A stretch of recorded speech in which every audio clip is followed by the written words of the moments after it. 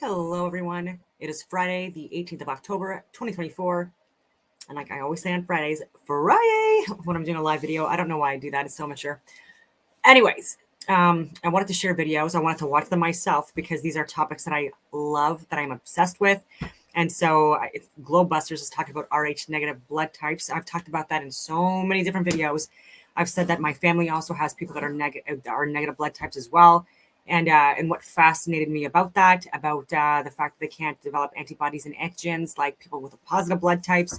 And so being inoculated wouldn't even work on them. And that it's like a rare blood type that, even though it's rare within the populations, it's not rare when you look at higher levels of government, when you look at celebrities, when you look at royalty, when you look at so many different factors, princesses,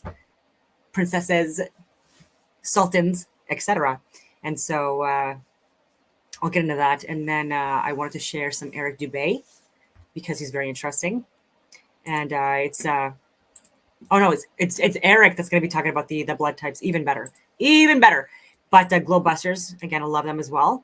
Oh, it's going to be, is it both? No, it's not. What did I? No, Eric Dubay's Take the Red Pill.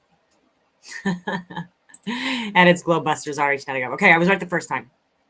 I just got back from the gym and it was leg day and I'm so depleted, exhausted. And I still have a bum knee, but I'm not going to let it get to me. And so these are going to be reaction videos. I've not seen these before, but because I've talked so much about this content that I'm talking about, I absolutely want to watch it with everyone. So on that note. Wow, Neil Armstrong. Hey, wait a minute. You're supposed to be on the moon. I just saw it on TV. Oh, there's a tape delay and with all solar winds. I've seen that. Productions. Nobody that I know of in my field uses the so-called scientific method. In our field, it's by the seat of your pants. It's leaps of logic. It's guesswork.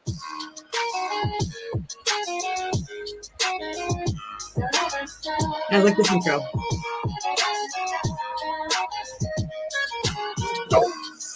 You don't see the curvature. Let's go. What? GLOBEBUSTERS taking up. Bye-bye, moon man and rubber. NASA's so mediocre. Sorry, but your ball is dead. Get your brothers. GLOBEBUSTERS taking up. Gotta ride this roller coaster. But the truth is getting closer. Sorry, but your ball is dead. Get your brothers. Get the shovel for the slice of a piece of empty puzzle. Need a burst of bubble. Evil gonna crumble, yeah? Sit down, be humble. Got the ball, you got a problem. You'll get mad because at the time about your uncle. My goodness. And then they call me the liar. I mean, it's absolutely unbelievable the pathetic techniques that they have to use to prove their research model. Vibes at the president, Darren got the evidence. Eros laying desert wisdoms, that shark is evident. That the earth electric and it's resonant. Your residence is heavens, and I hope it's settling like some settlement. If we so wrong, why they lying to discredit it? That's not too intelligent. That's a guy not in court, but we ain't really in the settlement. It's time to awaken from the pseudoscience sedatives. GLOBEBUSTERS taking up. Bye-bye, moon man and rubber. NASA's so mediocre. Sorry, but your ball is dead. But your brothers. GLOBEBUSTERS taking up. Gotta ride this roller coaster. But the truth is getting closer. Sorry, but your ball is dead. But your brothers. Inner World Productions.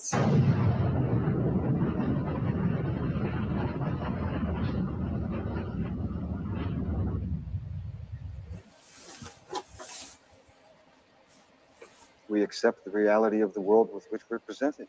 It's as simple as that. Hello, everybody, and welcome to another edition of GLOBEBUSTERS Tech. I'm your host, Zach Good Times for All, and today we're going to be talking about Rh negative. Let's talk about it. Now, this is a topic that the video we're going to show, it's not viewable in a lot of countries. This is some information that they really don't want getting out here because it kind of messes up their whole timeline of how things happened and, how humans spread across the earth. And it's so apparent that they're doing it that when Cammie showed me this video at first, it really just draws you in. It's like, well, why would they hide this? Why would they not want us to know this information? It's new information that it seems valid and legit, and it has all this testing done behind it. But yeah, there's a reason for it, and we're going to get into that. Now, this is probably going to be a multi-part video. I know the video that we're going to look into. This is part 1 of 4. And I don't even know if we're going to be able to cover the whole video. We'll see how long it goes. We're going to just try to get an hour show in tonight, and we'll probably break this up into different segments. But before we start, we're going to say hello to the panel. And we will start off with Miss Karen B. Karen, how are you doing today, ma'am? I'm doing all right. Excellent. Glad to be back. Yeah. GB Tech. Feels good, doesn't it? Yeah. I actually got a little nervous. It's been a while since I've had to run a show and everything. My nerves started. I was like, what's going on? Why do I feel like this? And it's like, oh, yeah, I guess it's been a minute since I've had to host a show. So we'll see how I do if I still got my legs under me for all this. All right, next up we have Mr. Kyle Adams. Kyle, how have you been, sir? Doing well. One big conversation after another, I'm telling you. Yeah. On this whole topic, I just keep thinking that, it's a fact that history has been under attack for a really long time. And you might not know about this, but are you familiar with archive.org? Archive.org has like this humongous newspaper database, and that's where I've gone for a lot of research when it comes to like flat Earth history, looking for the really old newspapers and such. Archive.org is also really famous for the Wayback Machine for when it comes to like websites and things like that. Anyways, archive.org just barely like experienced this massive cyber attack, shutting down like the entire website. I'm like, what? No. And it's like primarily a historical website. Yeah, I just heard about that. Why would you want to cyber attack a nonprofit kind of website like that? You know what I mean? It's just really messed up. That's just they want to erase the history. Yeah, there's a lot there that is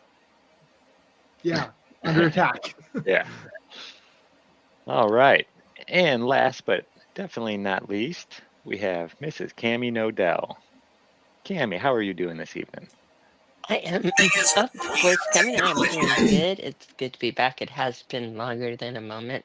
Karen, it's so good to be back on the show with you and Kyle and that. We've taken a bit of a break and a refresh, and one of the questions, I know that like during Oktoberfest and in general, number one topic is what's with the RH negatives. I get asked a lot for it because I've talked about it on shows before. I've talked about it on many shows before. And the thread that happens with these shows is they don't get copyright struck. They don't get anything. They just disappear out of thin air. Everyone she's done with us over at Iron Realm. Mm-hmm. Even Iron Realm, that doesn't get, a whole lot of traffic. Every time she talks about RH negatives, they don't get copyrights or anything like that. It just disappears. Wow. And can no longer be seen. Yeah. No longer be seen. So, I'm sorry, but I just want to point out that it's not that you can't find RH negative content on YouTube, but the stuff that is there is like the hokey kind of. Right. There's nothing of substance really there. It's all just kind of the same old, crap that gets floated around. But when we're talking about RH conversations with real information. Mm-hmm. Again, typically when you look up RH negatives on the YouTube and that, we get into the lizards, the elite, the Aryans, which they've demonized Aryan to mean white supremacist. When if you start deep delving, again, they've really have gone out of their way to confuse terms and rewrite history. So you say, what does this have to do with flat Earth? It has to do everything with flat Earth, because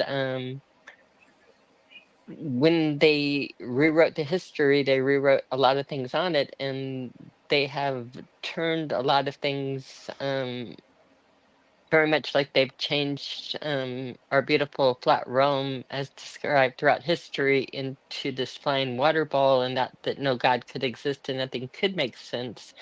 They've taken what would be, again, the Aryans or the RH negatives, which will get into it, and have made it into something that you can't look at. You can't look at like a swastika. You cannot look at a swastika without thinking Nazi or thinking evil terms, when in fact, if you look at the swastika and look at it throughout time, you'll see that it just marks the position of the Big Dipper on the solstices and the equinoxes, the 4 seasons. It's a marking of the 4 seasons. It's been used throughout time, marking the time of the year, and yet somehow it's a sky clock, and they've turned our sky clock, even demonized it. You have to wonder why. That's a flat Earth symbol. How does it connect to flat Earth? Well, looking at your skies and understanding how you take, look at it through time and throughout history, disconnecting you with history and with your skies is huge. It's everything. They're selling us a lie. RH Very well said. negatives. RH negatives, I have a special interest in. I am an RH negative. That's am I. So am I. I don't know yet. You probably are too. This is also something that gets interesting in flat Earth, because conspiracy theorists tend to talk about, whenever you go into any conspiracy show and talk about the RH negatives, it's usually in regards to the elites, the reptilians, the lizard people, and you steer away from it. But I had people tell me early on when I said I was RH negative, like flat earthers go, "Oh, you're like the seed of Satan." The seed of Satan. I was like, elite, the different, exactly. So it's like Blue-eyed devils. Yeah. Blue-eyed devils. Because they were trying to say it was related to like the Cain and Abel thing or whatever. I don't know. Something like that. Wow. And this will be fun, taking it into the bloodlines, and that it's something to talk about. It's something to talk about honestly and openly. And why I will say, I am not a doctor. This is not medical advice whatsoever. Again, some of the stuff we'll delve into is as simple as what they taught you in junior high genetics, that they teach you pretty early on, like they teach you the globe, and you just kind of gloss over it before you think really heavily about it. I know a lot of this will be like taking it through the show, and that a lot of it is even like my testimony and my history of going through it, just being a 60-year-old woman going through times that I remember when you had to take a blood test to get married. I'm old enough to be of age that getting married, the first time you had to take a blood test. Do you know what the blood test? Do you remember hearing about your parents having to take a blood test, Kyle or Karen? I've heard or that? about that. I don't remember my It's not parents that it's ever talking Didn't about it stop that. in the mid 80s when they came out with that shot? It The stopped a Rogan little bit shot. before that in the 70s with the Rogan shot. And what that was, by the way, on it is they did also test for later on syphilis and that, but mostly what the test was for is it was testing for the RH negative versus positive, and you were told, like, if you were an RH negative woman, that you couldn't marry an RH positive male. That's what the blood testing was about, because your body and RH, like we'll take you down to blood tests and again tell you what things are, what they aren't, there's a lot to develop in the RH negative. And again, most of it has been glossed over as lizard people, the royalty, the elite, and the bloodlines. And there is something to be said with that. Meaning that, do I think that the elite are RH negatives? Yeah, I do. I don't know that, but I do think through a lot of research. But I think their choices are, in other words, I think a lot of their choices that they make with it, that they marry within their own. The one thing about it, when you get to the bloodlines and doing things which you'll track a lot, Kyle, is how they like to marry their own and keep it all in the bloodline and that. What's the other thing that they like to do? They like to diddle outside of their bloodline and make lots of babies that are not royal and that, but they are therefore passing Carrying on. that blood. Yeah. They're carrying that blood and passing it on, not through the, again, not through the regular channels, but they're making a lot of bastards out there. Or they always have throughout, time made a lot of bastards out there. Yeah. So when we talk about no one knows what it's like to be the bad man, to be the sad man behind blue eyes. No one knows what it's like to be hated, to be faded, telling only lies. That's a choice certain people make. That's not if you're Rh negative, you don't have to make those choices. You don't have to be faded to be in only lies. In other words, I think this is almost a deliberate choice amongst a group of people that we can take further. But you can't, just like with anything else, you have some people making some choices and trying to keep it within that. But you're also, in order to hide that, they're making up a whole lot of stories and a whole lot of different things about the bloodlines. And in the background, they could be even, again, there's so many different levels to go on this, even with vaccines and with different things. I know in the old days when you could do your research.org and you could actually pull up newspaper articles and pull into the studies and that behind them, where you would actually, for instance, in the 90s, I believe it was in the 90s, late 90s, maybe early 2000s, that they were coming up with Gardasil or the stuff for the HPC vaccine. Can anybody timeline me on that? Not off the top of my head, sorry. So I'll give you a story off topic with that. And again, we'll carry it on, again, with the manipulation on the different things on it.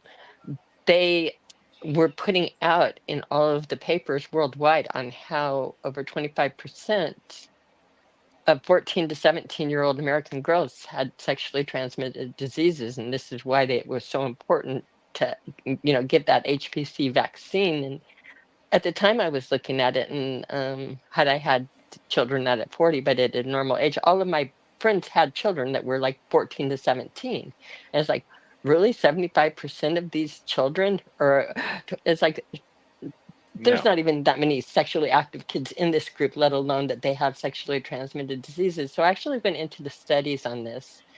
And when I broke down the studies on it, I found out that the study was made out of a group of right over 2,000 people out of Planned Parenthood clinics in Washington, D.C. So is this like the Tuskegee experiments going on here? Yeah, so their experiment pool for 14 to 17-year-old teenagers to represent America worldwide was based out of Planned Parenthood clinics in a high prostitution area. Not like a school district or something. Not like a school district or something. You're going to the place where they're sexually active. So they're taking their sample group out of Planned Parenthood, free sexual, so in other words, it's like they're obviously taking a sexually active group, which kind of skews the number a little bit, right? And then they skew the number a little bit more because they put it in a heavy prostitution district, right? A little bit more. Yeah. Okay. Did they skew it enough? No. Sample sizes from the worst area that does not represent the whole at all. Yeah. And then they went way beyond that even. But then they went way beyond that. That didn't skew it enough. What I did was I ran the data numbers, and what they did is they tested for 4 diseases, right? And the way that they ran the numbers is if they tested for 4 diseases and they tested 4 people for 4 diseases, and one person had 3, because it's more common to have more than one sexually transmission, and the other 3 had none.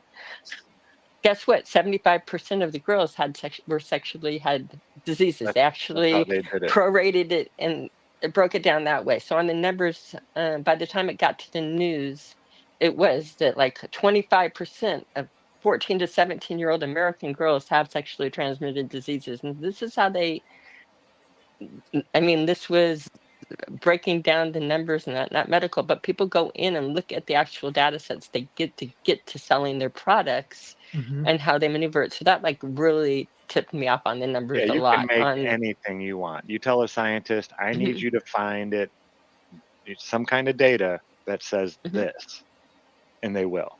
Even if it means utterly fudging the numbers Yeah. entirely. And Yeah. it kind of like, it's one of the big topics I've been thinking a lot about lately is like, I really don't trust the government, but at the same time, I trust the 1% even less. So where does that really put me? Like, I believe the 1% really need to be regulated, but the government, I don't really trust them to regulate very well either. So what do I do? What camp do I jump in? You know what I mean? Your camp is you have to dig in and you actually have to look at the numbers yourself. I know I was vested in looking at the numbers with autism, and that I had I do have a son, and he did react to a shot very badly, a vaccination shot very badly. It was a horrendous experience that I don't wish on anybody, but it caused me to do a lot of research and to look in myself into the things. And because I'm good with spreadsheets and I was good at pulling data and doing spreadsheets, I took a lot of studies. One of the things I did take is I took a lot of studies on autism and blood types and that. And lo and behold, they were not lying. There was no correlation between blood type and the rate of autism among children. So it's not like Rh negatives have autism at a higher rate than any other. And that was not in the thing. And this is how they fight like even on the vaccines and the things. But what was very, very interesting is there was another, they compiled other data in other studies, which they called extraneous information that was not compiled into the data sets. Things like people's phone numbers or again ages, you have things that you would compile into the data sets and things that you wouldn't. One of the things that they had was blood types of the mother.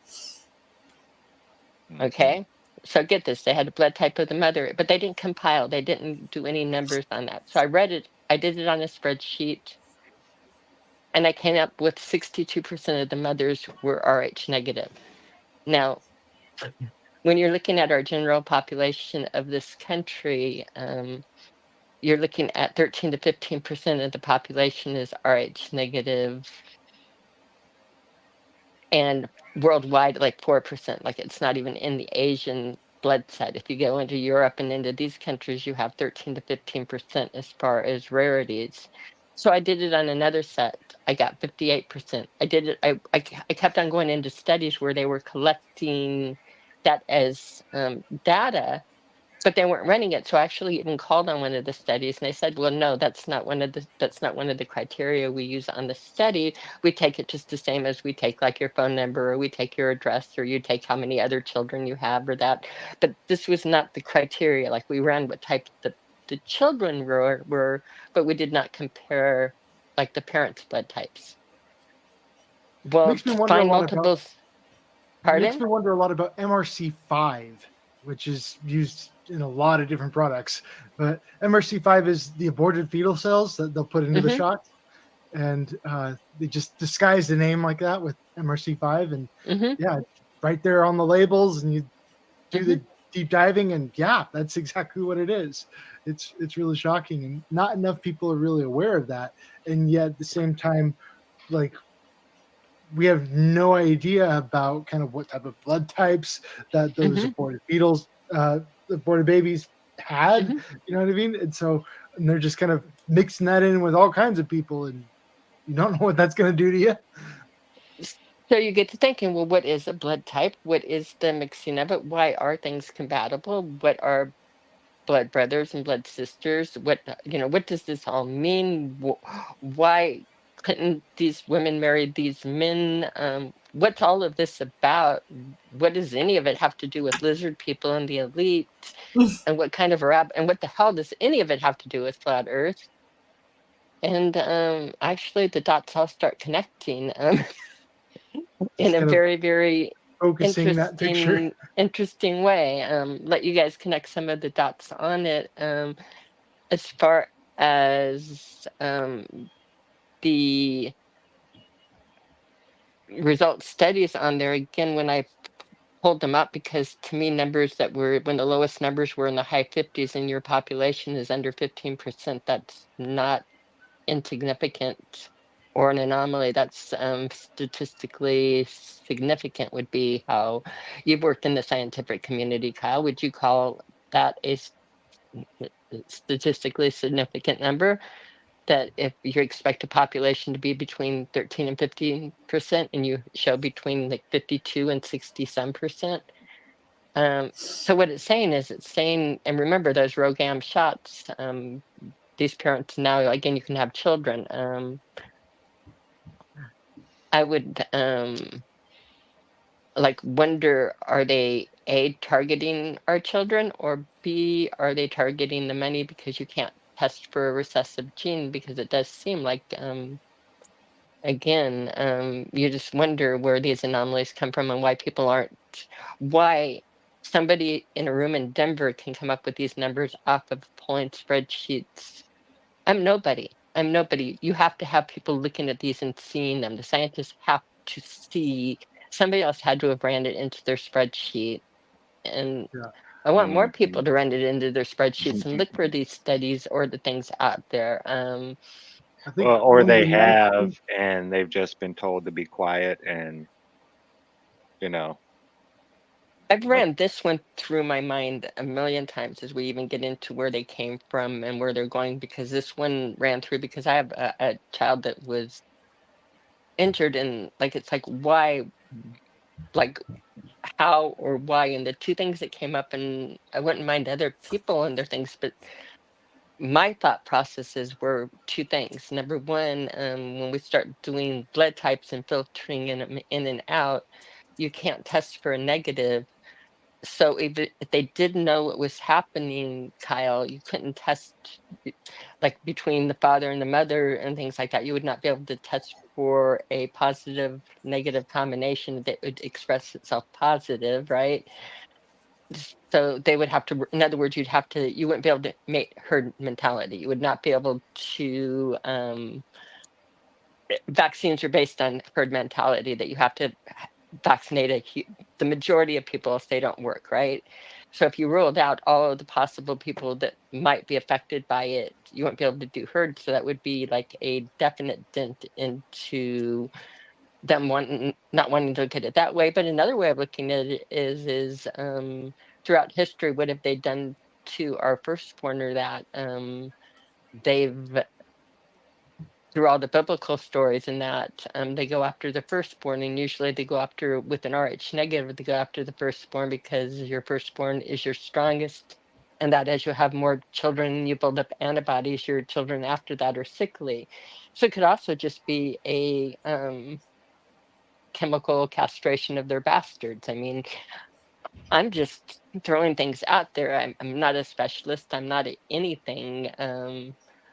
But what would you, I mean, what would be, you can't go to the schools and say that nothing's wrong with the children. I go around children every day that are vaccinated and not vaccinated. In the highly gifted classrooms, by the way, the highly gifted classrooms, all of the children are on the meds for, in other words, they're all pretty much twice exceptional with the autism, and that it's almost like they've wired out our brightest children. They're all on Adderall or on different things. Not as They a tried to doctor, put but me on that when I was in first grade because I was too messy. Trying to didn't- cure you with poison. Yeah. Here, we're gonna try They and tried to fix put my this by first son- poisoning this, right? Yeah, I remember the school telling me that they were trying to recommend medication for my first son, and I was like, I ain't doing that. Yeah. That's what my And mom I was said. like No. highly offended that they felt that that it was even their place to suggest that. I was like, who the F are you? Yeah. Yeah. So parents, a great mother, brightest, you need to challenge everything, because again, you're brought up with the, like they say in the Truman Show, you're brought up thinking that, like, again, why would they lie? But it's become more than just a little bit obvious that they are lying, and so now it's like, what is the truth? This on the dabbling, I have a movie or a documentary that's pulled up. This is an interesting documentary because on the RH negatives, I come from it from all kinds of directions, and this has got from New Zealand. This has got a oral history from a number of different people about the Waka people that were there before the Maori in New Zealand. But what it does is it gives an oral history going back over 3,800 years.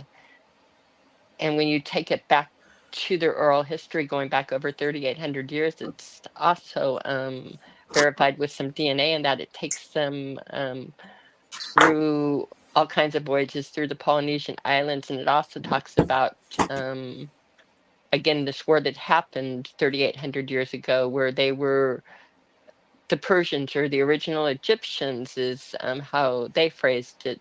The ones that thought that built the pyramids, and that there was a great war, and they lost the war, and they fled. Most of their people were killed, and they fled. And where they fled to, a group of them, a group of them, and they named their lands where they fled. A group of them fled to Iran, and which is, by the way, land of the Aryans, literally. Ireland, which is literally land of the Aryans. Yeah, that shocked me when I found out that Ireland meant land of the Aryans. If you go into the Easter Islands, you'll see that several of them are named for land of the Aryans, that the islands and the people there, Polynesians. Before Captain Cook visited Hawaii on his first voyage, over 10% of the population had light hair and blue eyes. After he left, and when he came back 10 years later, that's when like all the people started dying off in Hawaii. If you go into Hawaiian history, where everybody got sick and died, and they lost their mostly their blue eyes net, but it's venerated throughout all of the cultures. Kokopoli, of course, through Americas, through the Peruvians. Anyway, this group here is going to take, this one is going to take a group, and I've earmarked some little pieces of it to give you a feel of, to me, what truth feels like in documentary and oral histories. Zach, I marked some spots on it, and we'll talk about it. And we did it in little groups because this is definitely fair use. This is called Skeletons in the Cupboard. It should be part 1, The Redheads. Yeah, by Peter Marsh. Now, if you go looking for this, there's a lot of countries that this is not viewable in. And it's really weird because there isn't anything really controversial as far as, the word. But if you get a VPN, like Proton Plus, like I have, you can connect to different countries where you'll get away from the censorship, and then having a private IPN address as well. It does assist. Words they say or anything like, I don't understand it. Which does not present the ancients as stupid cavemen. And so, they were not. Yeah, but this is also not, I mean, this is extremely well researched, well documented, and again, anything but vulgar or again, it just really well done. Very well done, very honest. Peter Marsh, really nice person, it seems. He comes across as just a really, I don't understand why. I'm gonna try and maybe get a hold of them and see if we can put all these up on Rockfin behind the paywall where they can't do that. So everybody else at least has a chance, could, maybe subscribe for just a month to Rockfin if you wanted to go and download them or get them. Because on YouTube, there's a lot of countries that don't allow this. And it's this one here, when I tried posting it on my YouTube channel, I have never had anything flagged and blocked in every country so fast that it got blocked everywhere, including USA even. I mean, it got blocked everywhere where it had to. The only place I can have it is on private. Even unlisted didn't work. How dare you say such a thing? So that was interesting. He has it up here. I don't know how. So I don't see he or Gabby blocking it because I think they want the word out. And they're not a big channel for the good work that they've done on their documentaries. But we'll play some little pieces. I've time marked some interesting stamps to talk about. Okay, we'll get into the first one here. Okay, this is fair use. Everything is going to be under 2 minutes, all that good stuff. And this is from Redheads, part 1 of Skeletons in the Cupboard series. I think this is 1 of 4 by Peter Marsh. And Gabby Bloom, or Gabby And Gabby Bloom, Bloom. Bloom Tree Productions. So yeah. The official story is that New Zealand was uninhabited 800 years ago when a fleet of 7 canoes arrived from the Central Pacific. But a strange thing happened when they got to New Zealand. Their culture changed significantly. They built planked houses with decorative facades, used single canoes instead of outriggers, fashioned terraced village sites with amphitheatres, and created curvilinear art designs quite different to the geometric shapes of the Central Pacific. So what made them change? Was it merely the difference in climate? Or was it that they were influenced by people who were already living here? There are legendary stories of little blonde fairy people living in hobbit-like burrows, and red-haired giants thundering across the landscape. Okay, that's a little bit longer than you wanted me to go, but That's all right, but we're getting the gist well, of the it, 'cause next I'm one's hoping people actually do coming up that. right Yeah. here, yeah. Mm-hmm. So yeah, what she was saying there is, is the official story correct, or were there already people actually here settled, and they kind of, took on their type of art and culture and all this kind of stuff? Do these have any factual basis, or are they all just fairy stories? In this documentary, we're going to explore a much deeper history in New Zealand. A history that explains who these blonde and red-haired people were, where they came from, and why they are rarely seen today. The answers to these questions may well surprise you. Immediately thinking about all of the different pyramids that they have in Indonesia and New Zealand and all these other places that show really striking characteristics and commonalities with each other just throughout the world. Throughout the world, and she's going to connect it through the blood types and through the marriaging. And by the way, again, Aryan being a white supremacy, this movie should show you that it's anything but. It's in other words, the RH negatives are in all of the races and all of the. It's it's only when you try to intermarry into elite that it's not just part of everything. It's them trying to make it a story about races, but you're going to see that they're everywhere within everyone. And now again scattered out throughout. But you can tell how offensive this documentary is to be banned too. You can see how what a terrible person Gabby is and how unreliable she seems. But It we'll looks keep like going. these videos are on BitChute. So if good, you good, are good, in one of good, the countries that YouTube doesn't allow it, try BitChute and you'll find it there. Thank you, Dalton, Dalton. thank you, because Odyssey is a really good place good to put stuff stuff here. like that too. Yeah, they're really free about what you can say and everything. Yeah. Okay, and we're gonna jump in. This is like one of many different ones, but she puts so much together so well here that again, it's such a treasure to have so much packed into such a little bit. Oh, this one. Here we go. Okay. All right. Faces. They were distributed throughout many of them. I knew many of them in my formative years. Worked with them on work gangs. They were the people with red hair, freckled faces. They were distributed throughout New Zealand, and they were Maori, but they had come through a completely different lineage. And a lot of them actually have very traceable whakapapa. That's much, much older than any of the Polynesian Maori whakapapa. And they know where they came from. I know one individual, an old kuia, a very dignified lady, who claims to come out of Persia. And the area that she's talking about, very close to India. And when we did DNA analysis on this lady, it shows a high incidence of her blood group or her DNA in the Persian area. So she's quite correct. But then the second big block, if you like, of people that share her DNA are found in Peru. This is very interesting, as it concurs almost exactly with a Maori legend recorded over 100 years ago by ethnologist Elsden Best, when he was living amongst the Tuhoi people.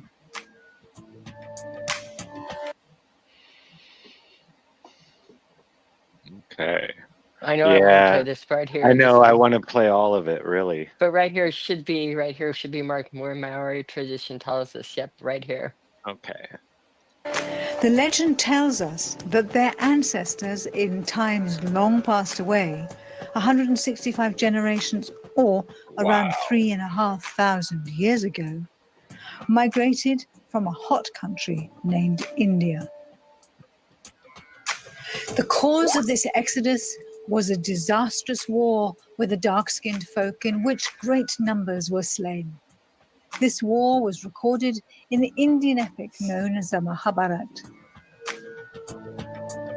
You're also going The to stop legend a minute. continues on to In the timeline here, you're going to also find in the Egyptian timeline again where you're going to change races of the pharaohs and that in Egypt and that too, which is happening in this timeline. So again, you have to pay attention to the whole timeline and how it affects everything ties together. Mm-hmm. But keep going. to describe their voyages, which eventually took them into Polynesia. They crossed the oceans to Tafiti-Roa, a long, skinny land believed to be Central America, and then on to Tafiti Nui, a very large land, South America. And from there, they ventured into the scattered isles of the Pacific.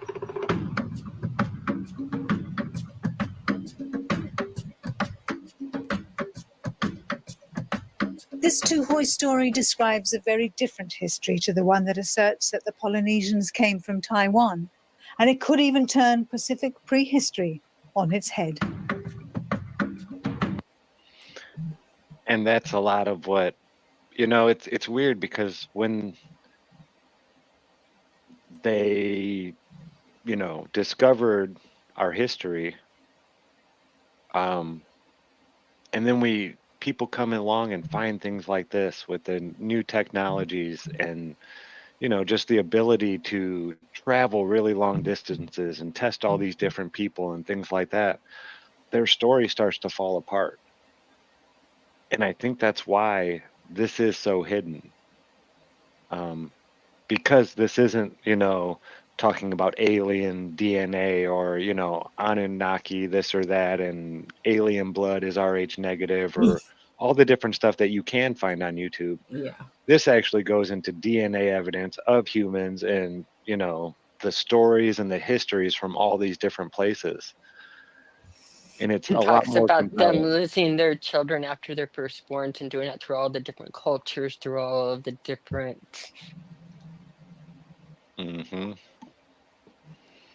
Again, it's going to take you. It also brings you on here. It will take you down from Alaska. It will connect all of your different cultures, your pyramids that you're talking about, Kyle. Things start to connect.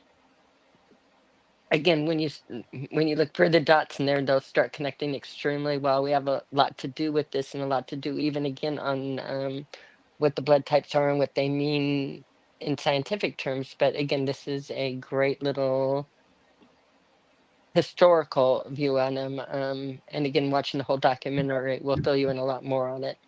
Yeah. It's also really interesting to start connecting the similarities in languages. And yeah, when you look at the dialects there, and yeah, because there's some major connections out there when it comes to studying the languages and where all the similarities. Right, and again, the Indo-European, like again, and people aren't aware. Iran, for instance, people think I know growing up as American, I thought that it was an Arab country. It's not an Arab country. They're not Semitic. It is not. They are Indo-European. Farsi is an Indo-European language. It is not a Semitic language. It is completely Indo-European. It's Indian. So like Iran means land of the Aryans. It literally means, land of the Aryans or Persians. So, somebody's calling. I know, and I have no idea who it is. Okay. Sorry about that. You guys heard that ring? I heard it. Wow. Okay. Yeah, I don't know who that was or why they were calling. Okay. You want me to start this next part? Sure. Okay, here we go. Through our great-great-grandfather, as we came from this ancient place outside of Egypt, named ancient Persia. Today it is named Iran or Iran, whichever way you want to say it. Well, when I told my family, they were proud when I told them that they came from ancient Persia. Some of them said, "Oh, are we Arabs?" I said, "Well, actually, we'd be described as being Egyptian more than Arabs." There they are. Hello. This is only some of them. The red hair. Together. Yeah, that's grandchildren, greats and great greats. We're quite proud. Pause this a minute. Oh, we really. When you're looking at her and her grandchildren in this, if you're watching the documentary, you'll get to hear her. They told her that her entire history is myth, by the way. Her family history and everything. All of the books about her people and the Waka Blondes and that got relegated to fiction in New Zealand. And she was like, "Wait, I'll take it. I'm not fiction. I'm real. My family, these blondes and this, we've been living here. I have my history going back all of these years." And she will document it and say, "I'm not fiction. I'm not I'm a real person." I find her very credible. I find her a real person. I find her ticked that her history books are now relegated to fiction. Yeah, that's wild, isn't it? And look at When her it comes to grandchildren and not verifying skipping the history, generation. When it comes to verifying history, some of the first places you want to go to is family journals and genealogies, because you can change the narrative, but changing those journals and family histories, that's something else. Something else entirely. Entirely, and like them with they keep the oral history and the families, and she was in charge of keeping it for generations and generations. And they explained it, the WAPA, the word that they use, their family genealogy. It's not just her. You have other people, the natives in Alaska, the natives in Hawaii. All of these people have kept the oral stories, and all of the oral stories are matching up with each other's oral stories, but not with our history. So. But yeah, these are some of your Maori on the screen, or your natural. Again, the people before. Definitely red freckles. I know he's got red hair. I wouldn't. The light eyes. And like she said, hair, only red hair. Out of her family, only her daughter, but it skips generations. That's the way it works. I got lucky in my family. I got 2 kids with red hair. And then we skip forward here quite a bit in the documentary. So yeah, I recommend everybody, if you can get on to BitChute or Odyssey, I'm sure they're there too. Just a great documentary. She's going to walk you through Easter Island, Peru, all of the different things, the way that the different pyramids and the buildings will connect. And again, we'll start to connect the RH negative bloodline with this. Again, watch the movie, can't help but connect it. And in fact, on the second edition, they mentioned flat out that the reason that like the first were cherished and the second born is they're RH negative. These people had RH negative blood, and there were problems a lot of the times with losing the children afterwards. And yet the other countries, when they would marry into them, they liked taking the women, as their brides, the kings did, because the brides were fair and your bonds and that you wanted the blood. So again, it was an interesting story that happens time and time again with the people. But we'll go ahead with this. Okay. 40. The crown ordered anyone that was with 40 were to be beheaded. So they headed back into the rugged parts of the Tauriwa, and they were the last survivors. This picture of my grandmother, the Oti Mihitirina, was one of the 5 survivors of the Tauriwa forest in the year of 1860. Where the crown ordered everyone beheaded. Wow. Because they didn't belong there. The history didn't match. Wow. So they were even doing this back in 1860. Right. Now, and keep on this one. I want you to.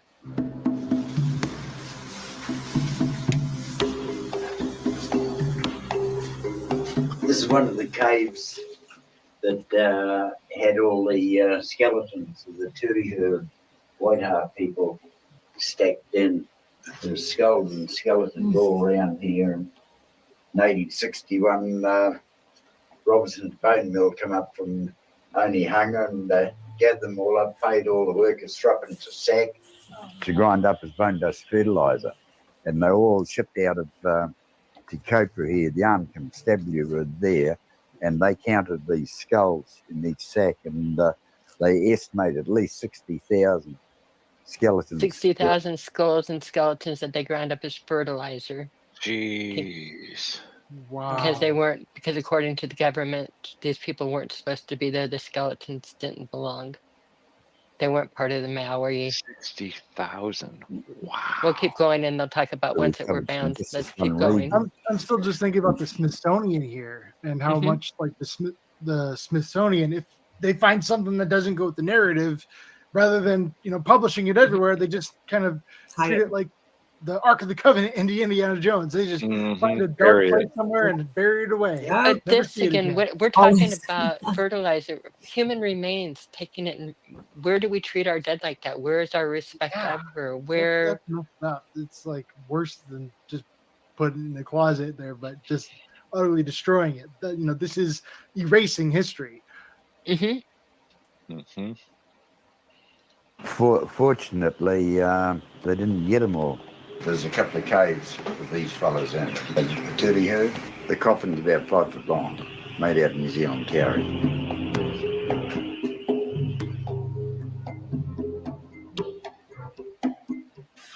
And do you have any of these skeletons? Oh no, I've just left them where they are. Well, I'll tell you what happened. Dr. Paul Moon of Auckland University fame was doing a book some years ago, this horrible practice about cannibalism. I didn't know him from a bar of soap. He got hold of me and says, "Oh, Noel, can you show me some of these cannibal sites, the remains of these cannibal sites?"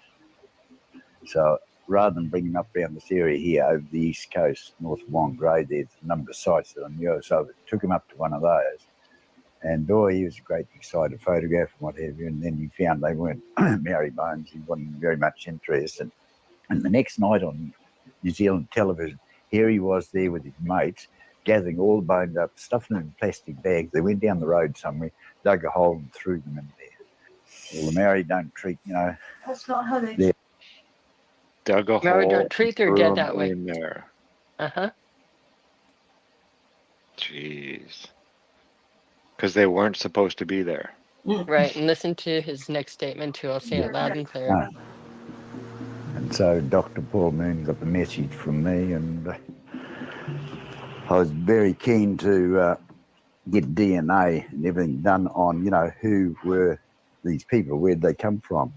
And I was at a conference some years ago in Rotorua, and there was a forensic pathologist from England. I was talking to him about them. He said, "Oh, I've got a few days after the conference, I'll come up." So he spent 3 days with me. I took him around these various sites. There's just one of the many sites. I took him to about 5 different sites. And so he started examining them.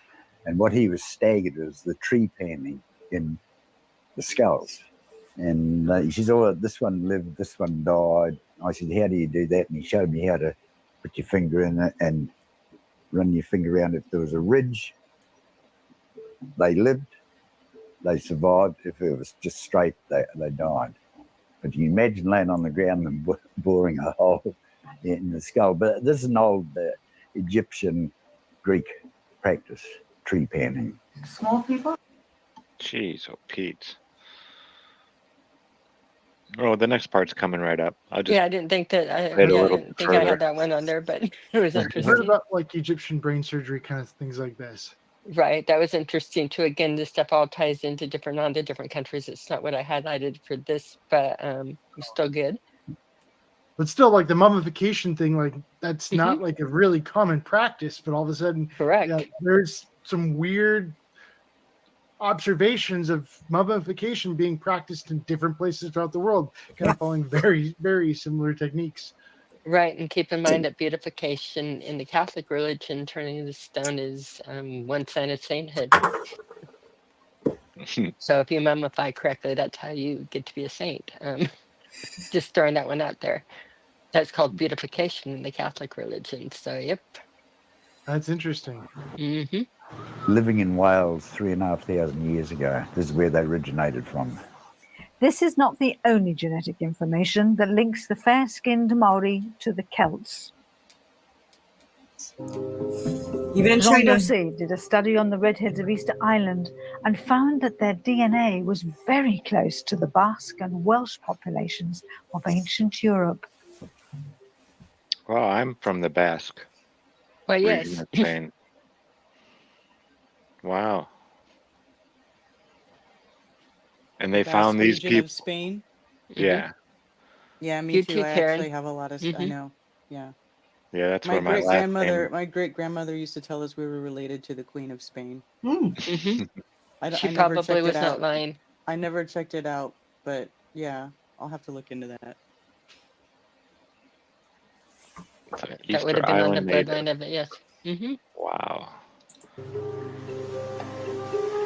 Two more recent genetic studies have confirmed his findings. Not only did they have 16% ancient European ancestry, but they also had 8% Native American DNA. You go back to the islands, you're not going to see the swirling, the intertwining things, you know? Where does this come from? And it's like, man, I could translate that and make it look exactly like a Celtic pattern. Mm-hmm. You know, so we had to be influenced by peoples or surroundings that were already here.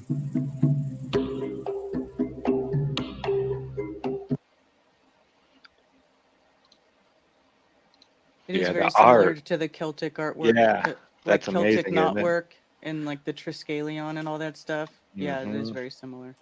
Whereas like the Aztecs and stuff, it's more straight lines and more geometric, and this is a lot more natural looking and yeah, just wild. He was doing an excavation up in Northland, and he was clearing the ground, and he saw what he thought looked like some white footballs in the ground. So he cleared a little bit around these white footballs and found them to be skulls. He didn't feel good about this at all. So he called the Auckland Museum, and there he was told by a person that there was absolutely nothing they could do at the museum because the local iwi or tribes had no interest in these skeletons because they were not of their era or of their clan. And that so tied was the curator's hands that he explained to our digger driver friend that there were over 2,000 of these skeletons that have been found hunched in a fetal position and bound and yet buried north of Russell in a place called Awanui. And they simply had to be excavated over the top of. There was nothing they could do. Our question is, good gracious me, what are these skeletons? Who were they? And why were they being destroyed? I mean, for goodness sake, if you touch a skull today, you're up for a huge fine, possibly even a prison sentence. What is going on that it was all right to just continue excavating over the top of these skeletons? This almost seems, well, A, it's hypocritical, but B, it's almost criminal. Wow. So they just ignore the laws and stuff when it comes to these types of things. If it doesn't fit the narrative, laws don't worry, laws schmoz, cover it up, excavate over it. Yeah, I mean, when we find bones, it's like a sacred monument, at least for that time, until they can be removed properly and this and that and all kinds of stuff. Keep talking, I'll be right back. The preservation of history is an important thing. And when you come across history and things like, I mean, mass 2,000 people in a grave there, you know, that's a lot of, that wasn't, you know, Joe Schmo, one or two people that this is, and it doesn't match the history. You would think archaeologists would be like, oh, well, let's figure this out and discover what happened. You know, new information brings new knowledge. But nope, if it doesn't fit the narrative here, damn the laws and all that kind of stuff. We'll just excavate over it and bury it like it never happened. It goes to show you that there's something here they don't want people seeing. They just don't. I mean, here, when they found bones of Indians and stuff like that, they would build like a preserve around it or whatever and turn it into like, you know, a historical thing. The mounds and all that kind of stuff. When they find this kind of stuff, usually they don't just excavate over it. That's not how it's done. But when they don't want that information getting out, I guess, then, you know.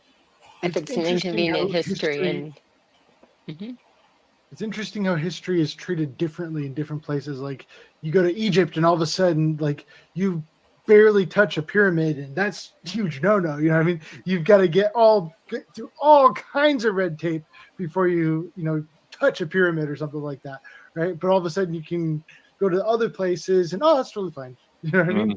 It's like nowhere near as like much red tape or anything like that. So yeah, it's fascinating. it's fascinating again that a lot of these dots that are like pretty obvious on the dots, when you look at, again, you look at the different pyramid constructions, you look at the different cultural things, you look at, again, the past, and now you can even follow the DNA, how mainstream is fighting against. Okay, so I did just want to share that video from them because it was incredibly interesting. And I want to get onto Eric Dubay because I do have stuff to do. Although it's already getting dark. Eric Dubay, Red Pill. This world is not what you think it is.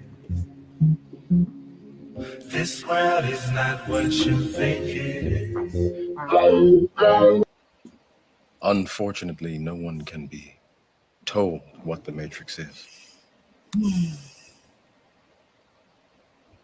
You have to see it for yourself.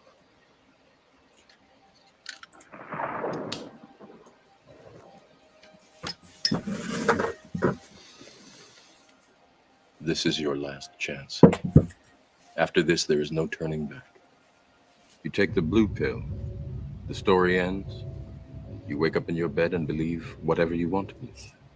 You take the red pill, you stay in Wonderland, and I show you how deep the rabbit hole goes.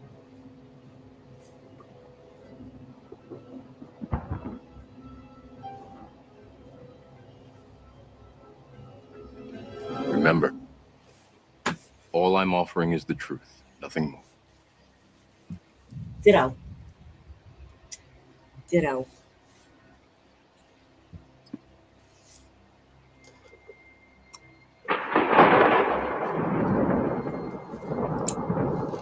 Follow me.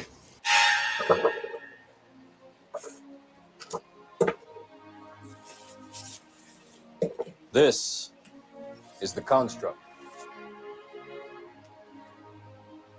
Wolves in sheep's clothing have pulled the wool over our eyes. For almost 500 years, the masses have been thoroughly deceived by a cosmic fairy tale of astronomical proportions. We have been taught a falsehood so gigantic and diabolical that it has blinded us from our own experience and common sense, from seeing the world and the universe as they truly are.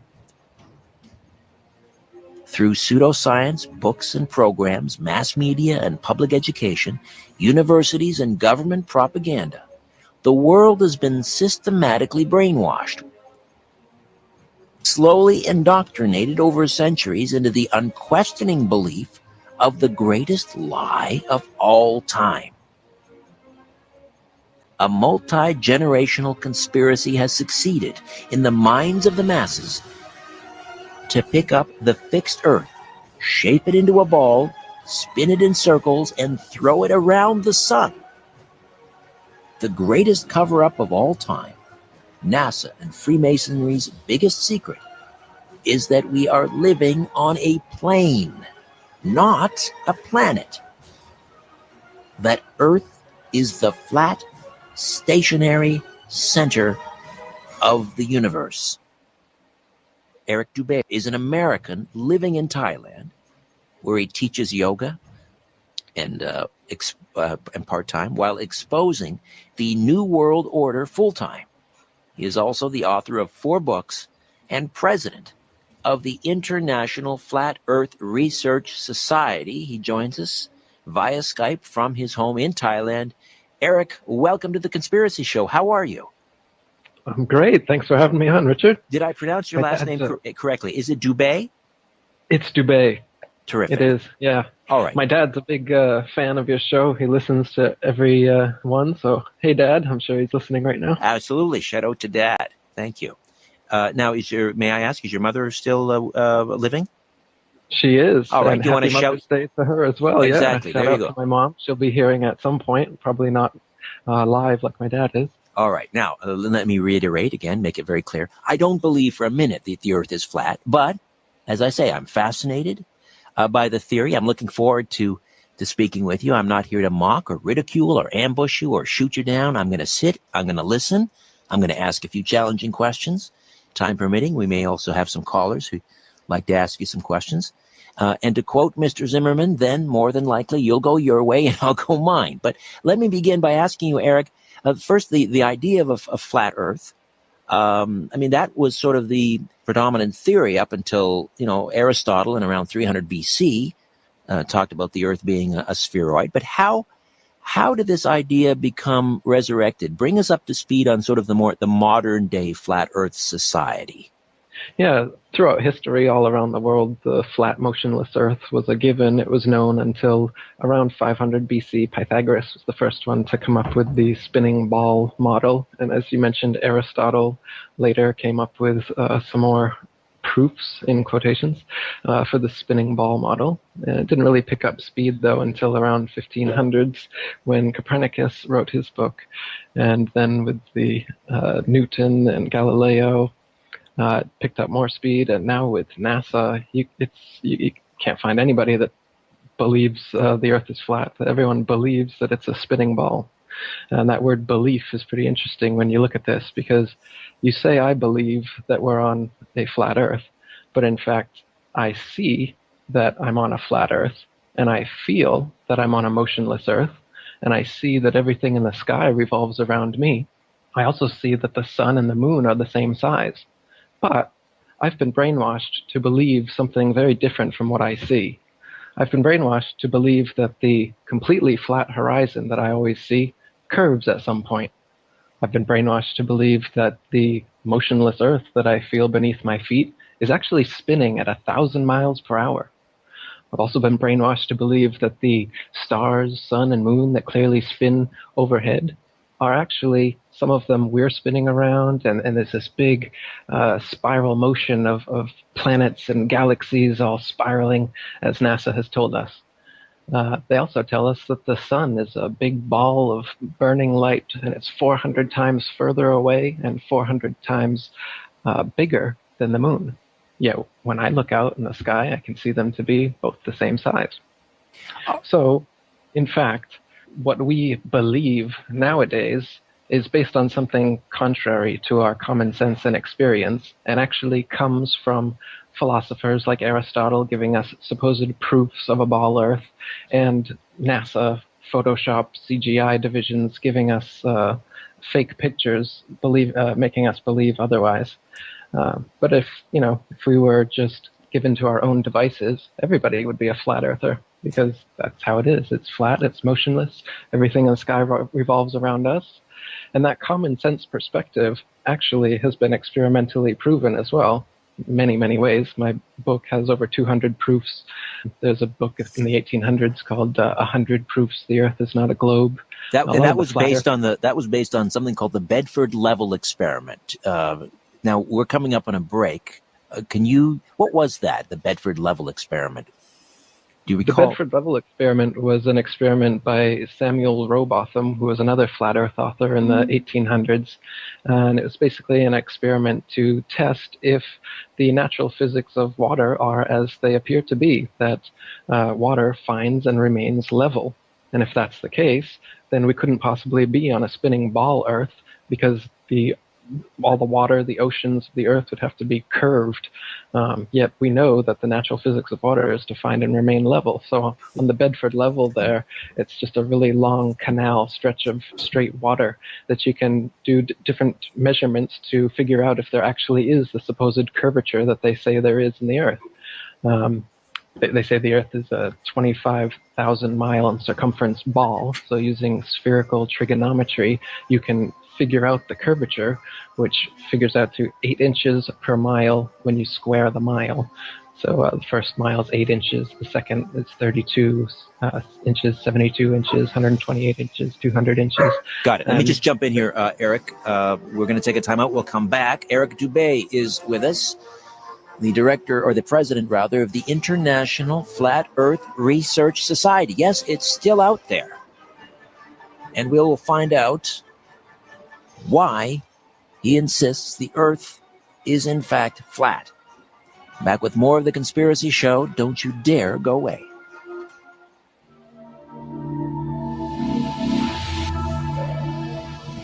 T-minus 15 seconds. Guidance is internal. Plasma's hot and nitrogen. 11, 10, 9. Ignition sequence starts. 6, 5, 4, 3, 2, 1, 0. All engines are running. Liftoff. We have...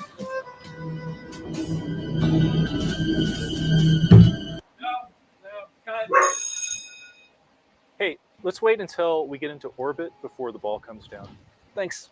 Not going anywhere for a while? Right away, people. Back to 1. Grab a Snickers. Mission Mars, Scene Apple. Take 2. Marker.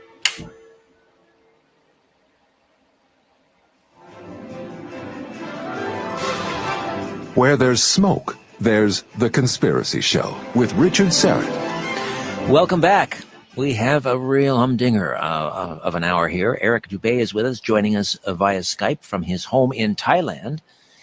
And he contends, insists, maintains most confidently that the Earth is flat. He is the president of the International Flat Earth Research Society. Now, you were talking about the curvature of the Earth. If it's supposedly curving, the curvature is approximately 8 inches per mile.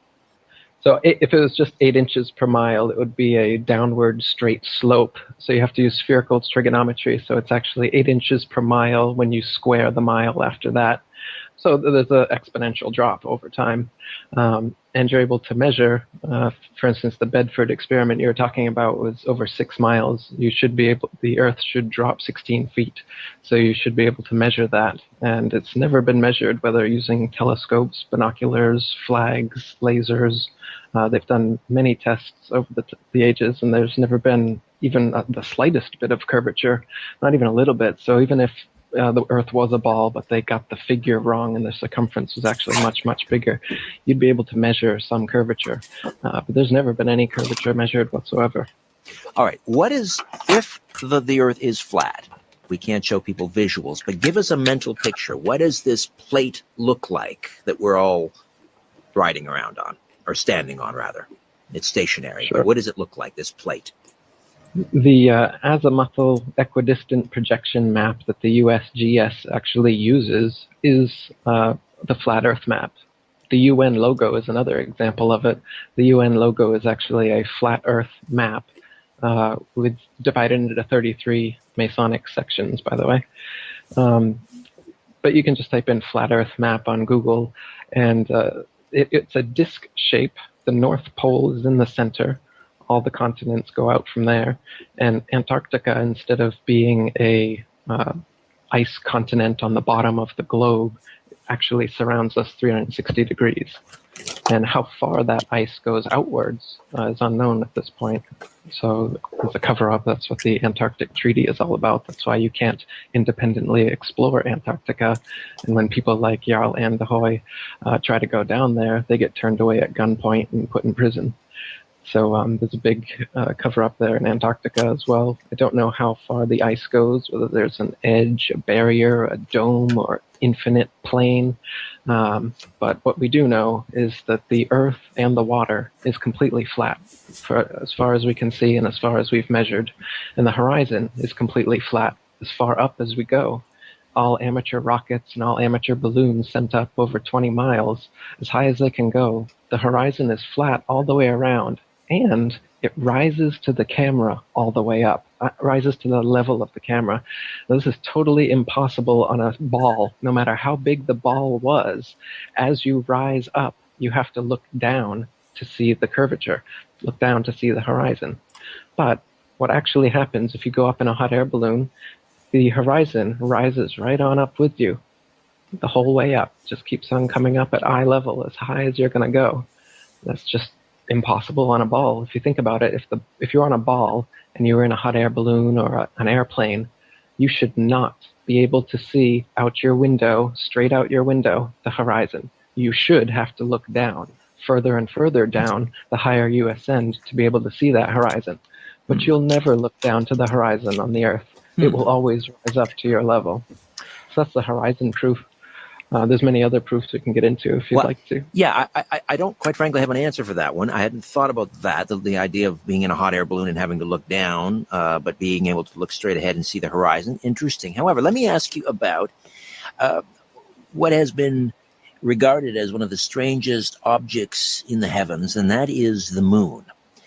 And it's strange for a lot of reasons, but I bring up the moon now because the idea that if the Earth is, in fact, a sphere and is rotating, that would account for this oval shadow that it produces each and every lunar eclipse. Does that not prove this oval shadow that can be seen on the moon each and every lunar eclipse? Does that not prove, Eric, that the Earth is not only round but spherical? Well, this is one of those proofs in quotations that I was telling you about. They claim that the shadow that goes across the moon during a lunar eclipse is actually the shadow of the ball Earth. And that's a proof that the Earth is a ball because you can see the ballish shadow eclipsing the moon. Now, in fact, it's been on record over 50 times in the past 2,000 years that there's been a lunar eclipse while the sun is still in the sky in the same vantage point that you can see an eclipse.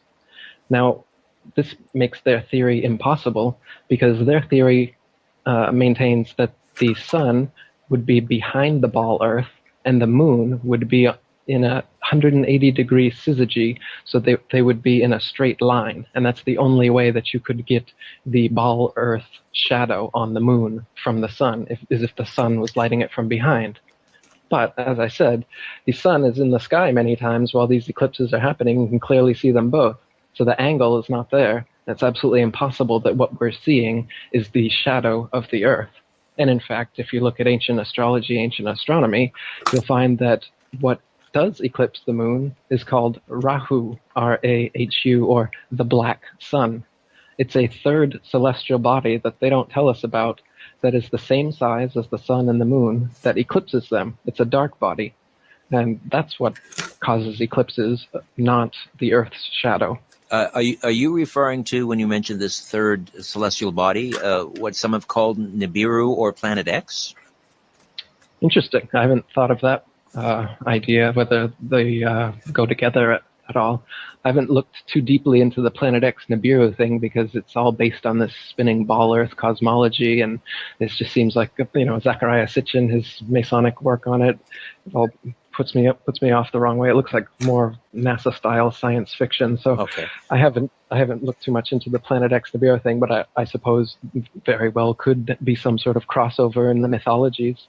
Are there, according to the Flat Earth research, does that then preclude the existence of other spheroid celestial bodies? Does that mean that all planets are flat, or are we the only sort of plate. Right. Well, we're a plane, not a planet. So all they did was add a T to the end and everybody bought it. But in reality, Earth is the only physical plane, and everything above us is just a light. So there is no spherical terra firma ball planets like Mars, Jupiter, and all these things that NASA presents us with. You know, the moon landing is fake and it's done here on Earth. The Mars footage is fake and then done here on Earth. All the CGI images you've ever seen of all these planets, you'll notice that there is no actual footage. Type in real planet footage or something along those lines in YouTube, and you'll not find a single real video of a planet. And when you look at planets through amateur telescopes, they just look like flat, circular disks of light, just like stars. And in fact, for thousands of years, they were called stars. They're called the wandering stars, as they differ from the fixed stars in their relative motions only.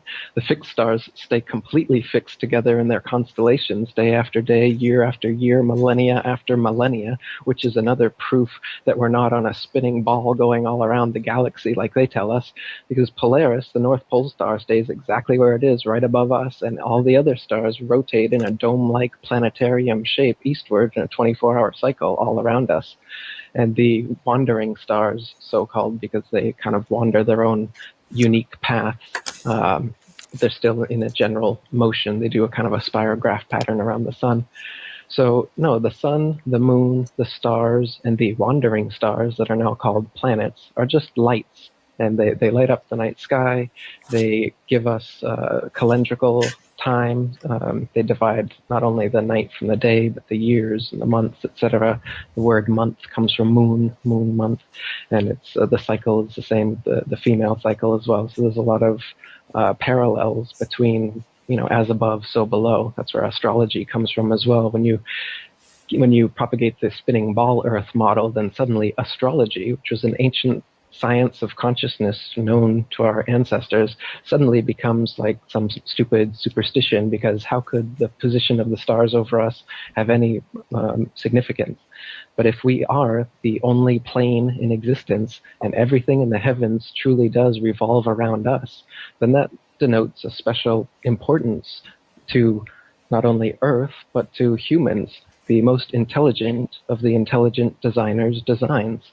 If we're just, on the speck of God's fingernail in the corner of the universe, like NASA wants us to believe, then it's a very nihilistic, atheistic kind of view.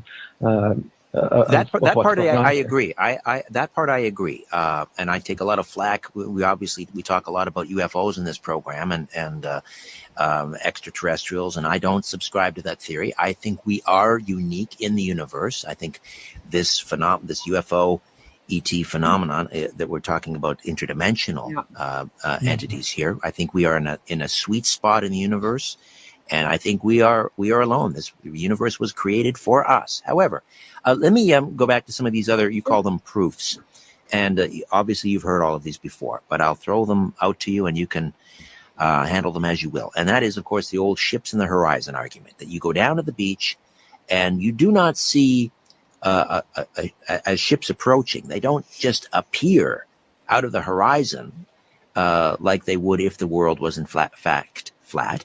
They seem to emerge from beneath the sea because they're obviously, they're not emerging from the waves, but they're coming up into the horizon. So does that not, to the naked eye, obviously, to me anyway, I look at that and I say, well, obviously that's because the Earth is round. Well, that's another one of the old proofs. But in fact, it's a proof of the opposite when you do it yourself. Because what happens is if you watch a boat disappearing over the horizon, as you said, the hull is going to disappear before the masthead, and people have been saying for centuries that that's because it's going over the curvature of the ball Earth. But if that was the case, then after it disappeared from sight from going over the curvature of the ball Earth, you would not... And really this has to do with convex versus concave lens. We have the convex lens in our eyes, which gives divergent light, versus convergent light versus divergent light when you are reflecting off of a concave lens. And so that's also why we see how we do. Stinky Cash, his name is Jeff. He actually shares an incredible video regarding that. I'm likely going to share again. I've shared a few times already. But I mean, if you look at this, this is very clear that this is due to, again, the convexity of our lens and our eyes, how we receive light, and how we perceive light within this, again, multidimensional electromagnetic reality that's being projected on a flat plane of inertia, and how we perceive it as via light in different temperatures, pressures, and densities. Divergent. It's very clear. Be able to bring it back into sight by using, say, a zoom camera, a binoculars, or a telescope. But in fact, you can let the boat completely disappear and then train a telescope on it, and you will bring the entirety of the boat, including the hull, back into view, proving that it did not descend over a wall of convex water. And in fact, the horizon is the vanishing line of perspective from your point of view. And that's why you can zoom in on it, or if you rise in altitude, you can see more, or on a clearer day, you can see more, see further. The horizon is not the curvature of the ball Earth, as we've been told. It is simply the vanishing line of perspective, the law of perspective, as any artist would know. It's the same reason, railroad tracks seem to converge on each other off in the distance, this kind of thing. All right. Or in a hallway. Okay. As well, the ceiling and the floor converge. Yeah. All right. Same Now, idea. You mentioned the constellations earlier, and let me just throw this one out again. And just to remind people, Eric Dubay is with us, the president of the International Flat Earth Society, or Flat Earth Research Society, joining us here on the Conspiracy Show from his home in Thailand. And before I get to the next one, and we are approaching another break, and I want to talk about some of these things you've already mentioned, but we'll come back to them. This interview is from several years ago, might be over 8 years ago. And so I just wanted to also state that one of his earlier ones. When, for you, did this realization happen? I mean, you grew up, I'm guessing, in a public school system. You had the same sort of, as you call it, propaganda, brainwashing.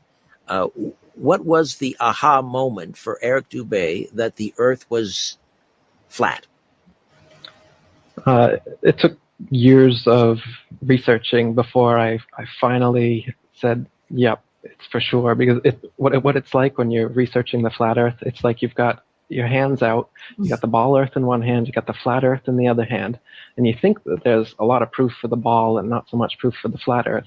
And then you start to look into it, and you find all of these proofs for the flat Earth, and then you find all these debunked supposed proofs for the ball Earth.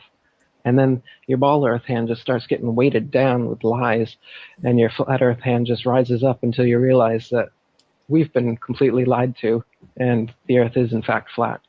So I would recommend this process will certainly happen to everyone who reads my book, The Flat Earth Conspiracy, and I've gotten rave reviews saying so.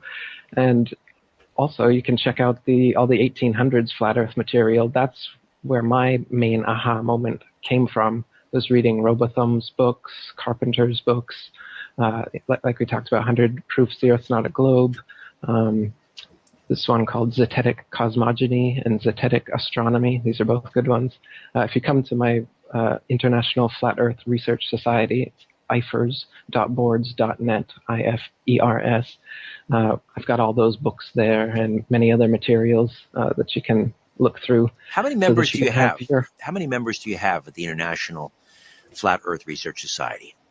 I just restarted it. As you mentioned, the International Flat Earth Research Society was the first Flat Earth Society in the 50s, and then Leo Ferrari's came along in the 70s, and then his is the only one that existed in the form of the Flat Earth Society online. I just wanted to, I hope you don't mind me sharing this. You are ridiculously shadow banned. Yep. I think today's the first day that I was even able to, no, maybe it was yesterday, able to post on YouTube again. And I'm on account number 10 million.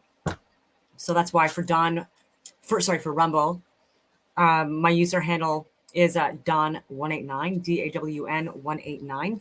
I've only been on Rumble for like 2.5 years, but I've shared older videos that I've posted from YouTube from several years ago, just to show that, again, there's a lot of things that I've been talking about before a lot of people, before anyone really.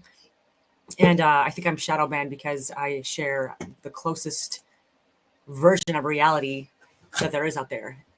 And so, especially from Canada, I would say.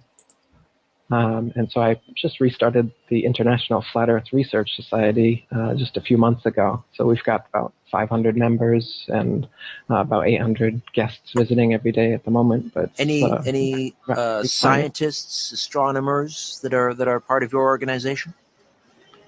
Yeah, we just had one join. That she went to school for astrophysics, and she didn't finish her degree, she said, and she's quite glad now that she started looking into everything. Interesting. All right, Eric, stay put. We'll come back on the other side. The flat Earth. Believe it or not. Come back and listen to some more of my conversation with Eric Dubay right here on The Conspiracy Show. Big Brother is listening, and so are you, to The Conspiracy Show with Richard Serrett. Welcome back. Eric Dubay joining us live from Thailand via Skype, talking about the flat Earth. I was on my lovely bride, the mighty Aphrodite, is in Greece at the moment, and we were on FaceTime at about 5 o'clock this afternoon, and she was getting ready for bed. It was midnight in Greece.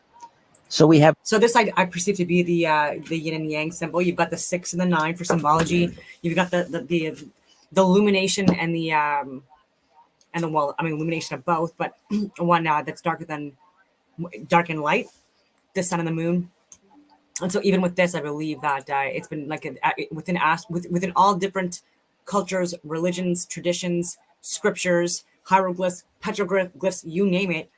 It discusses the astrotheosophy, the zodiacal belt, the Mazzaroth, whatever you want to call it, and the 7 original luminaries. And even with the swastika, I've said this before as well, but it's the path of the Big Dipper through the equinoxes and the solstices when it goes around the North Pole, and so it looks like the 7s around this. But anyway, it demonstrates the seasons, and also proves that the luminaries, the constellations, they're more local. They're smaller, closer within this contained environment than we were being told. Have time zones, the idea of time zones.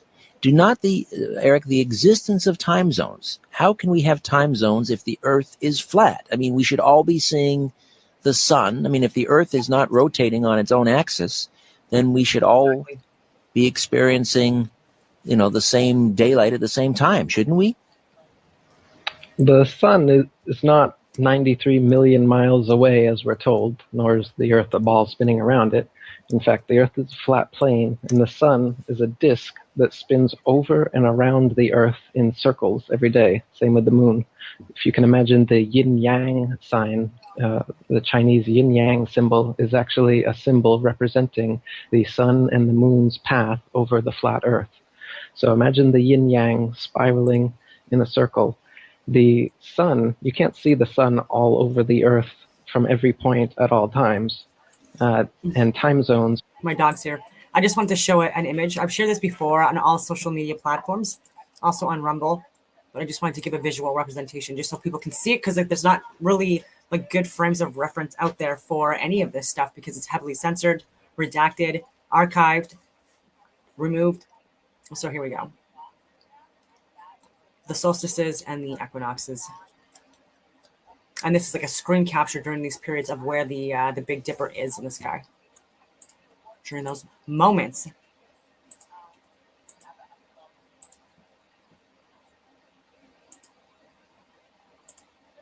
Are caused by its motion over the flat Earth, over and around it. So every 15-degree demarcation point around the circle is 1 hour, and it will do this 24 times a day. So time zones are caused by the sun moving over and around the Earth, not by the Earth spinning around the Earth spinning, as they say. All right. Gravity. We have to talk about gravity. And if the Earth is a sphere, then, no matter where you're standing on a sphere, because it's a consistent shape, you have exactly the same amount of sphere under you. So the the center of gravity doesn't change wherever you are on the sphere. But if you're on a plane, a flat plane, think about I guess spinning a dish around or something like that, a dinner plate. The center of mass is in a flat plane is more or less in the center. Are we in agreement so far? The center of mass? The center of mass of a flat plane is in its center, more or less. But it's not spinning, though, right? It's stationary. And the mass is distributed all over the Earth. I don't know how much more mass there would be at the very center than in Antarctica or in the continents. So I wouldn't quite say that, no. That's true. If it's not spinning, then the center of gravity would be consistent. Okay. Right. Now, gravity doesn't exist. Gravity is just their catch-all term for what they can't explain. So they say that the reason that the oceans, buildings, and people don't fall off the underside of the ball Earth is because of gravity. It holds us on. They say the reason that you don't feel the 1,000-mile-per-hour spinning atmosphere going eastward all the time is because gravity pulls the atmosphere along with the spinning ball Earth just so perfectly so you don't feel it. They say gravity causes the moon to orbit the Earth and the Earth to orbit the sun. And gravity actually is what caused the sun and the moon and the Earth and everything to form in the first place in their materialistic cosmology, where they try to get rid of God and they use gravity instead, another G word. And gravity is actually what created the planets and the sun and the moon and everything. And gravity caused the Big Bang, and gravity pulls the ocean's tides. Interesting how gravity supposedly pulls the ocean's tides, but it can never reach the lakes, ponds, marshes, and other bodies of water, can it? It just pulls the oceans. Nice. Gravity, that's gravity for you. But in reality, everything that nowadays is explained through gravity was already explained adequately through the laws of density and buoyancy. So if you drop a feather and it slowly floats to the ground, or you drop a brick and it drops right to the ground quickly, or you fill up a helium balloon and it rises, or you fill up a hydrogen balloon and it rises even faster, this is all based on density and buoyancy. It has nothing to do with gravity. Gravity is this fictional pulling force that they say pulls us to the center of the ball Earth and keeps us from falling off of it. But they can't actually show you any example of some mass, by virtue of its large mass alone, causing other masses to stick to or orbit around it, as they claim gravity, this force gravity does. So gravity was given to us by a knighted Freemason, Sir Isaac Newton, who just took the pre-existing laws of density and buoyancy and applied it to the budding heliocentric spinning ball model. And that's what we're taught in schools nowadays. All right, we'll take another time out. I've been on a plane. I've, fairly long trips on a plane, and it seems planes can travel in a relatively straight line for a very long time and not fall off any edges. They can, and also theoretically, some do, actually circle the Earth nonstop. So we'll find out what that portends. What does that mean in terms of a flat Earth theory? Back with more of my conversation with Eric Dubay here on The Conspiracy Show. Stay with us.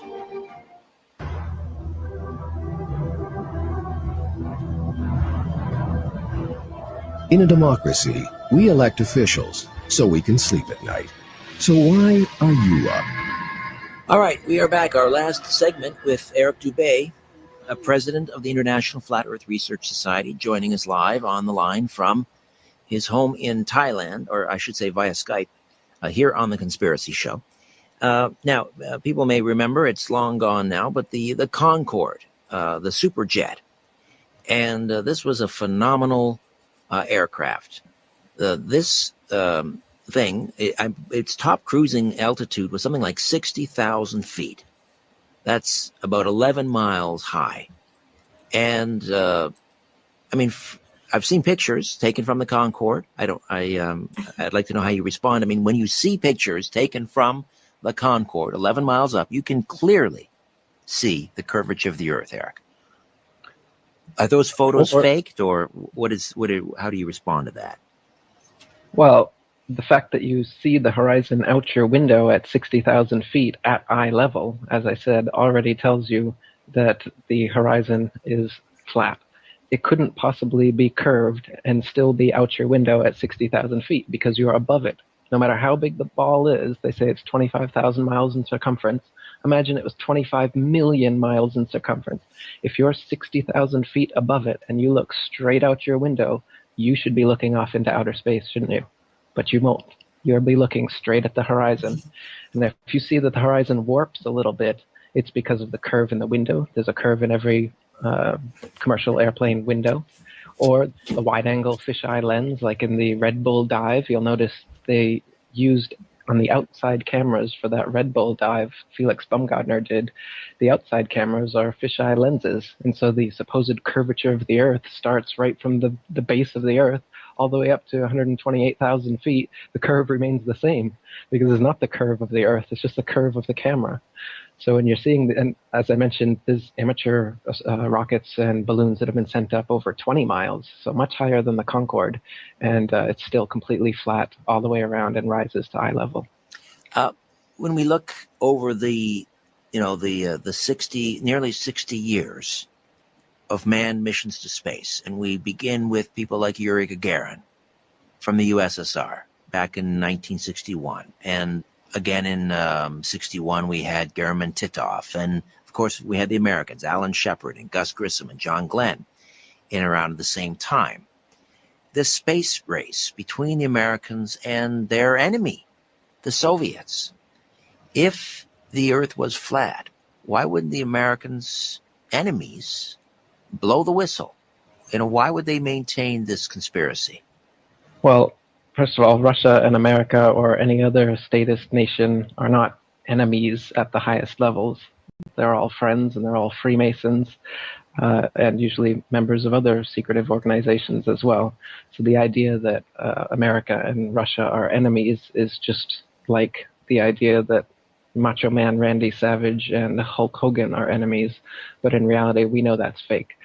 And the space programs all over the world are fake. The French program's fake, the Russian program's fake, NASA's fake. The new Japanese and Chinese programs are terribly fake. If you take a look at some of their images, they're much worse than the NASA ones. They're even easier to debunk than the NASA images. So these space programs are just a way to fleece the populations from their tax money. NASA's got hundreds of billions of dollars in their pockets to give us crap CGI photos and brainwash the whole world. So the fact that there's space agencies all over the world that are doing this now doesn't actually mean anything, because they're all part of the deception anyway. Anyone selling you a spinning ball Earth is leading you up a creek without a paddle. Well, let's talk about the nature of the deception. What is the point of trying to brainwash the masses that we are living on a plate and not a planet? What purpose does that serve? Well, this is speculation now because I'm not the person enacting this deception. As I just said, NASA and the other space agencies certainly are some of the biggest black budget black holes in existence. So there's definitely a profit motive to do this, just as there is with any deception or manipulation. You fool people into giving you money. And these space agencies aren't the only example we see of governments doing that to us. So they're definitely fooling us into giving them money. But beyond that, there's a spiritual nature to this deception where they're materialists, and they're trying to come up with this whole cosmology, this whole Big Bang idea that can erase God from existence, erase intelligent design, and maintain that just physical matter, gravity, their God, causes a Big Bang sneeze, a creationary explosion, and all of this stuff just coalesces together into this perfect Earth and celestial bodies and everything that we see around us.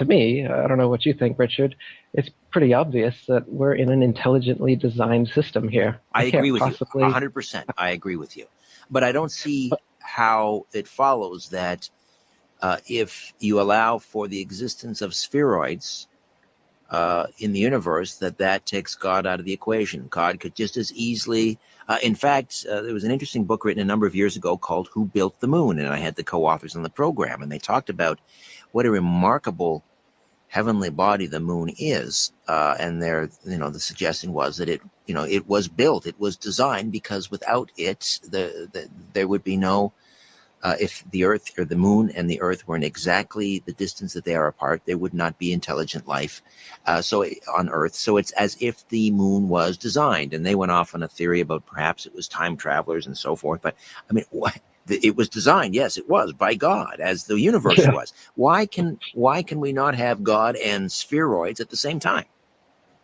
Oh, well, I mean, spheroids are just a tiny, tiny part of it, right? The spheroid model is just how they tried to fit in all the phenomena. But nowadays we've got the Big Bang, evolution, dinosaurs. They've built this whole thing up so that people think that we're coming from nothing. Everything came from nothing. And so there is no spiritual layer to existence. There is no God. Everything is material. Everything is physical. So status and selfishness, materialism, it fits into these psychopaths that control everything. It fits into their ideology. It also fits into their consumer mentality they'd like us to have, so that we just keep buying their products and believing their baloney that they sell us. They set themselves up as the authority. It's like I told you at the beginning. If you just look out, you can see the horizon's flat. You can feel that we're not moving. You can see that everything's revolving around us. But then Neil deGrasse Tyson or Carl Sagan comes along and says, "Oh, silly, you believe your senses? You believe your own eyes? Don't do that. Believe me. Here, I'll show you some CGI. I'll show you a documentary. I'll show you a spinning ball Earth." And then suddenly you abandon your own senses, your own common sense, your own experience, and you prostrate yourselves at the feet of these authorities, and you just believe everything they say. So nowadays everyone is believing that they're on a spinning ball instead of seeing and feeling that they're not. Is it difficult for you in society in general? I mean, when people know that you are a flat earther, I mean, does it make life difficult for you, uncomfortable? Not at all, no. It's much better knowing the truth and living it and spreading it. And no, I don't. I've been in the conspiracy scene, writing conspiracy books and stuff for 10 years, so I'm quite used to people ridiculing stuff they know nothing about, and it doesn't affect me. And if I may ask, how does you mentioned your father, because he's a fan of the program and so forth. Do you discuss this with him? Does he engage you? Does he believe? Does he share your theory? Yeah, he finished reading my book and he says he's on board now. Really interesting. And so before that he was not on board, and now you've convinced him. Yeah, actually, everyone that I've that's been in contact with me who has read my book is a flat earther now. I haven't heard of anyone who's read my book and still believes the spinning ball. That's fascinating. And do you, if I can use the term, do you proselytize? I mean, do you go out and try and convince other people, or do you simply allow them to come to you and ask you about it? Sure, all of the above. I make a lot of YouTube videos. I have some blogs and websites, books. I go on forums. I have my own forum. Yeah, I've definitely been proselytizing this and other conspiracy truths for a long time. Have you offered to debate, let's say, a non-flat earther, let's say at some academic institution, an astronomer, an astrophysicist? Have you ever offered to debate any of these individuals, and have they ever accepted? No, but I would be interested, especially some of the bigger NASA names like Neil deGrasse Tyson. I'd love to debate him. And you're confident that you would emerge victorious?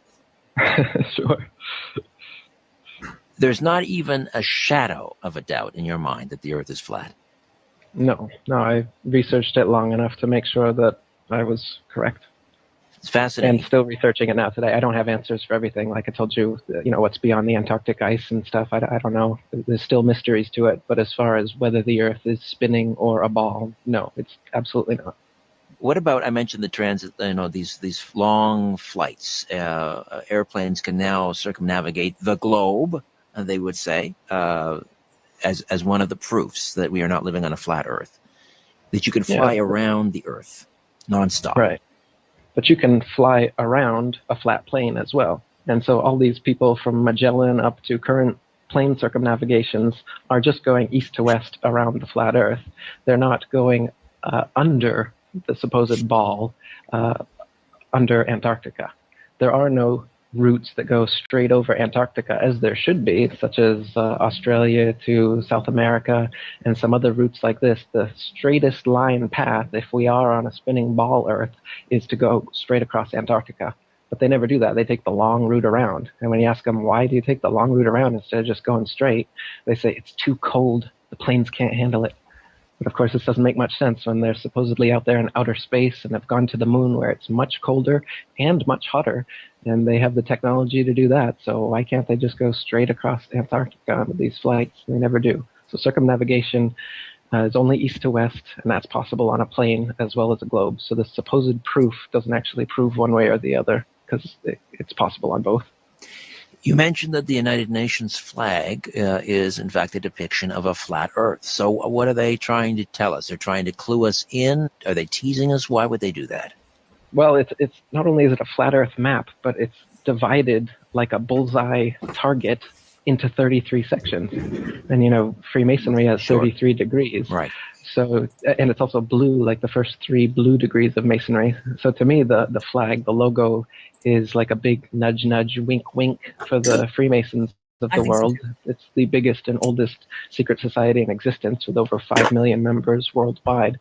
And they're the ones who are behind this spinning ball deception from the get-go.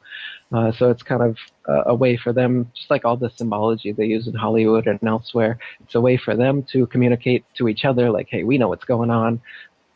Meanwhile, the sheeple public can look at that and really not even pay attention whatsoever and have no idea what's going on. And it gives you this symbolic control over humanity because you know the symbolism, the right brain kind of information, and everyone else is locked in their left brain prisons where they can't read the symbolism and see what you're talking about. Ancient society, ancient languages were all symbolic, hieroglyphics, cuneiform, Sure. they're all based on symbols. And so the people who were using those languages were much more right-brained. They're much more right-brained. Well, actually, they're probably even nowadays. We're overly left-brained if you look at a CAT scan. I think that's absolutely true. Eric, I wish we had more time. Perhaps we can, maybe I can arrange for a debate on this program. If you'd be good for that, and I'm sure you would be. Eric, a real pleasure meeting you. Thank you. Leave us with a website again. Yeah, it's atlanteanconspiracy.com. A pleasure to meet you, and thanks for sharing. Yeah, that was incredible. I love watching that interview. Let's see here. This was posted over 2 years ago, but again, this interview is from several years ago. I can't believe like the time has just flown by. I can't believe it's been almost 2 hours. I've been doing a video again. And so on that note, I will leave it at that. And I hope that everyone has a wonderful rest of your day.